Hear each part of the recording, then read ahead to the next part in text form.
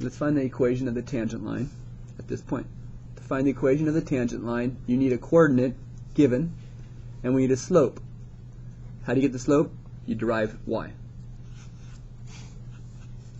Now, you have to notice this is a chain rule, so you have to realize this is tangent x cubed.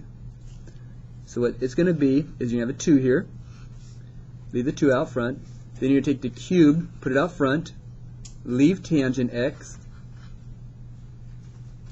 okay, drop a power from 3, you get squared, but then next you have to derive the inside, which is tangent. Derivative of tangent is secant squared x. And let me restate that. I left the 2 out. This is tangent x cubed. Think of it as tangent x cubed. You take the 3, bring it out front, leave the tangent, drop the power, now it becomes a squared. Now we have to derive the inside. The u, derivative of the tangent, is secant. There is my derivative. Now, if I'm trying to find my slope, do I need to simplify that? No, because which of these two values am I just going to plug in? Pi over 4, the x value. So I now have, I could actually multiply these and get 6. I have tangent pi over 4, you can square that, and then you have secant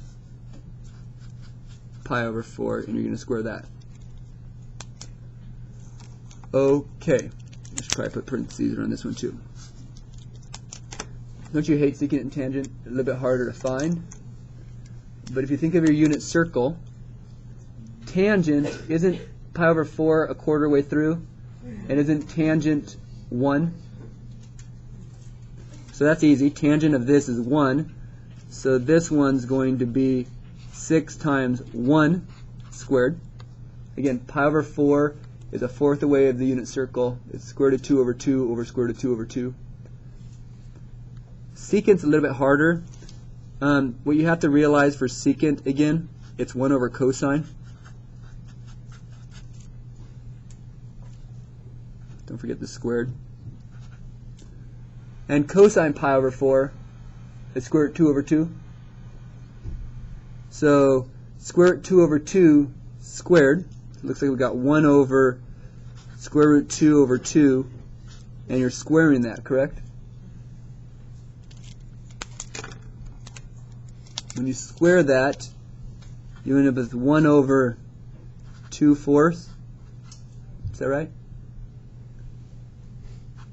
Which is 1 over 1/2, which when you take 1 divided by 1/2, that becomes 2. Simply 2. So this becomes 2. All that, we're just doing the second part. So what does my slope look like it's going to be? 6 times 1 times 2 is 12. So m is 12. Now we could use y equals mx plus b or the nice slick point slope form. I'm going to go the easier form. So it's y minus, what's my y value? 2 equals m times x minus the x value. This is the easiest form. We are done. That is the equation of the tangent line. It has a slope of 12, and that's the coordinate. Now, what if they didn't give you the coordinate? What if they only gave you x? How do you find that 2? How would you have found that value if they didn't give it to you? You plug that into the original equation, and you would get 2. They were nice enough to give it to you ahead of time.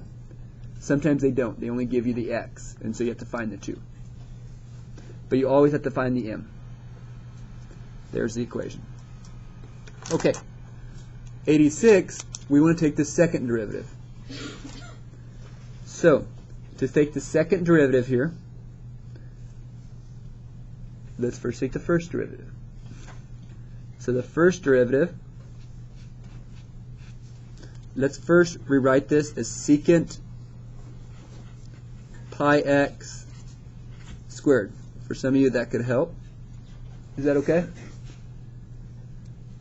I rewrote it because it's squared. Easier sometimes to put the squared outside to visualize. So I'm going to take this squared, put it out front, leave my inside, which is secant pi x, and then don't I have a first power? Okay. Then I have to derive the inside. So now I'm going to derive the inside here. So I kind of put my finger and I'm going to go, okay, that one I'm now deriving. See right here? This is u, the inside. So if I derive this, the derivative of secant is secant, and don't forget the pi x, leave pi x, tangent pi x. But isn't there still another u inside this pi x? The last piece is derive pi x, and you get pi. It's a triple chain or double chain. Again, when you derive this inside of here, let's do it over here. When you derive, let's say u equals secant pi x, when you derive that, you must realize u prime is going to be secant pi x tangent pi x, and then you also have to derive it by the inside here, pi times pi. Kind of got to squeeze that pi in there. Do you see all of that right here in the blue?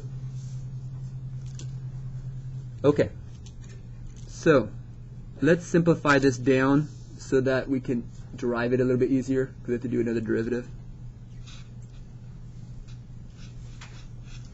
Let's see, we have a pi and a 2, so that's 2 pi.